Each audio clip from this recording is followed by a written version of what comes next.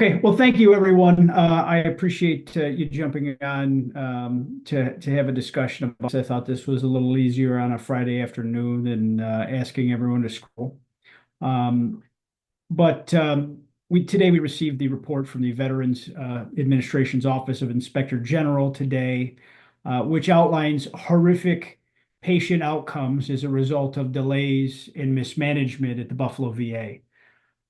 As we expected, cancer patients were left waiting for critical treatment, suffering unnecessary pain, and in one case, suffering a horrible death because they didn't have the necessary treatments to manage their end-of-life care. And this report outlines that this is due to sheer incompetence and negligence and is totally unacceptable by any metric. The report, it details multiple cases of patient harm. There was a cancer patient that died after a radiation therapy consultation was never scheduled. Another cancer patient faced a 9-week delay for a vital treatment. And a third patient suffering from seizures waited nearly 10 months for a necessary neurological consultation, all due to severe mismanagement and neglect at the Buffalo VA. This is not an issue of resources or the brick and mortar facilities. This report clearly states on page 5 of the Inspector General's report that the findings revealed fundamental gaps in knowledge, in competencies, management, and oversight. We have a personnel problem. We have a management problem. This is not just a failure at the community care level. It's a breakdown of accountability and oversight at the highest levels of leadership at the Buffalo VA. Transferring leadership to other positions is not enough. The Buffalo VA's leadership, it ignored clear warnings and signs and repeated concerns from their own staff, the great healthcare providers in the hospital. There is absolutely no excuse for this level of negligence that led to patients dying and suffering needlessly.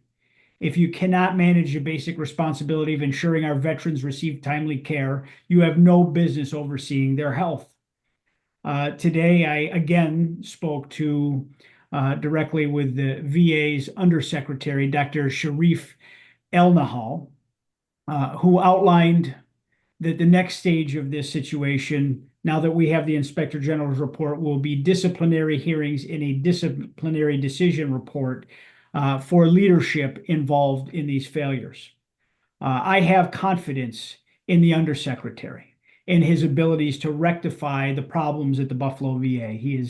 I've talked to him since minute one, as you reported previously, when a backlog in these referrals was brought to my attention by the Veterans Affairs Committee Chairman's office. I immediately issued a letter to the VA asking for an investigation, and it was within a matter of hours that the hospital director and his chief of staff were relieved of duties, and a new acting director was sent from the Finger Lakes Regional VA to come and take the helm of this hospital. I mean, since then, I've toured the hospital. I've met with the interim leadership. I have spoken several times with the VA Undersecretary, and I believe there's a commitment to cleaning this mess up and removing this stain from the Buffalo VA. I do believe, and they have my confidence that they can rectify this. When we spoke today, I appreciated that he displayed complete professionalism and has treated this situation with the intense gravity it demands. We had a swift report from the Inspector General. He's immediately sprung into action and has even taken some of the steps that are obviously necessary, clearing the backlogs that exist at the Buffalo VA Community Care Program, clearing those out as we speak before the reports even get issued. But the ultimate leadership of this hospital must be held accountable. They cannot be reassigned to other roles or venues. They can't be allowed to do this again. Anything less is an insult to the veterans who have already endured so much. This isn't about reshuffling management. It's about real accountability and enforcing standards that put our veterans first. One of the most troubling findings is the complete lack of transparency that existed with patients and their families. veterans should never be left in the dark about their own care. And moving forward, we need real accountability measures to make sure that leaders at this hospital and their doctors are communicating directly and honestly with veterans and their loved ones. It is time that we must rebuild trust in the Buffalo VA. Our veterans need to know that they can count on timely quality care that they deserve. And there are many wonderful outcomes at the Buffalo VA. I toured the facility. I met with the healthcare providers. I've met with veterans that receive the care, and I talk to the veterans in my district on a regular basis. And many are thrilled with what they get in the VA. I think it's really important as we receive this report today that we don't paint the whole facility with one brush, that we don't try to vilify the Buffalo VA and the mission there, because they're doing great work every day. Those nurses, those doctors, they're doing God's work, caring for those that put their lives on the line in defense of our great nation. And we cannot be caught up in this to vilify what they do, because there are wonderful things that happen at that hospital every day.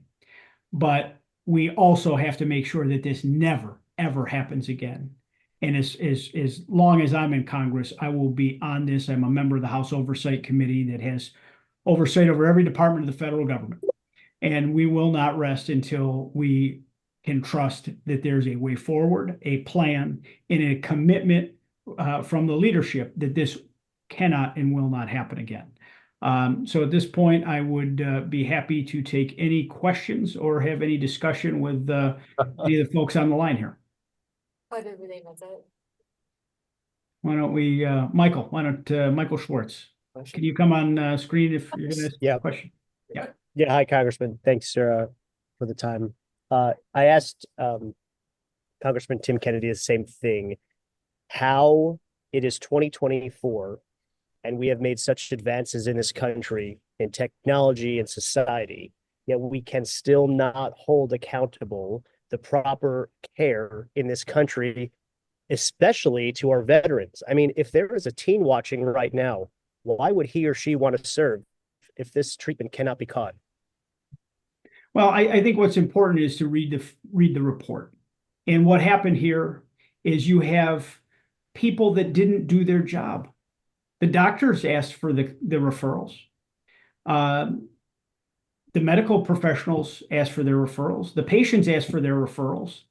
And someone in a bureaucratic role was asleep at the switch. And the management didn't follow through. There was complaints about, I've got too much in my inbox. I couldn't manage my job. It's just incompetence at a management level.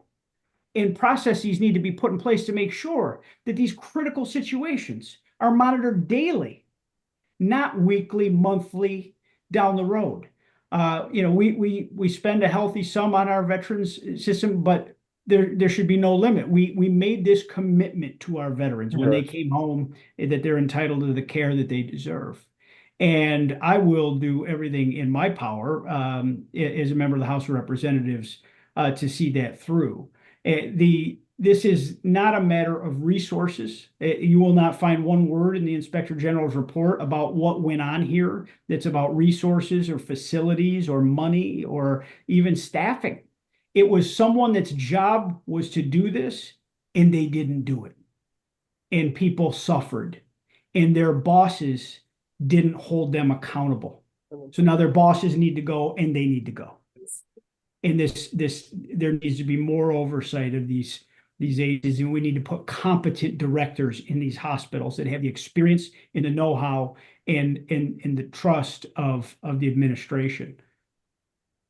And just to follow up while I have you, Tim Kennedy did bring up that recently the Department of Veterans Affairs did request $12 billion, but it was shot down in Congress.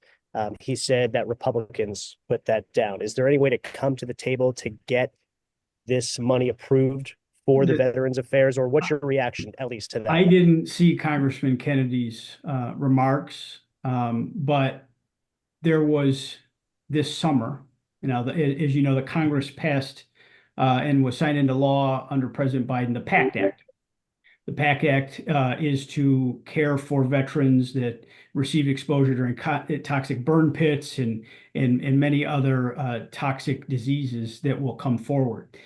This was a request for funding going forward. There's not a shortfall in funding based on the time frame of what we're discussing. Our budget is not done for fiscal year 2025. We just passed a continuing resolution to keep the government open, and we're going to go back after Election Day and finish that budgetary process. We're in divided government right now.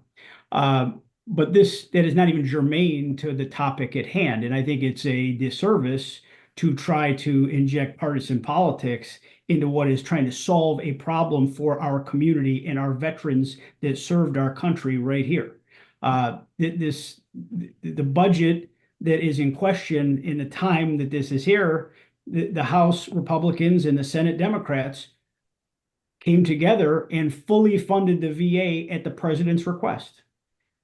We were on track to fully fund the VA at the president's request for fiscal year 25. And now he's asked for additional funding for going forward because the VA has outlined a $15 billion shortfall in future years based on the PACT Act and benefits that are now granted to veterans that weren't before. All of this being said, it is not germane to the fact that someone in Buffalo at the VA did not do their job and veterans suffered. So any discussion of funding or brick and mortar hospital building is not germane to how we fix what is a breakdown because someone was incompetent and did not do their job. So we should not be distracting and injecting partisanship into this discussion at this point. Next question. Any other questions? Okay, seeing none, I thank you for very much for being on the line with us here, and please follow up with our office if you have any further questions on the topic, but I'm sure we're going to be talking a lot about this going forward. Thanks, everyone.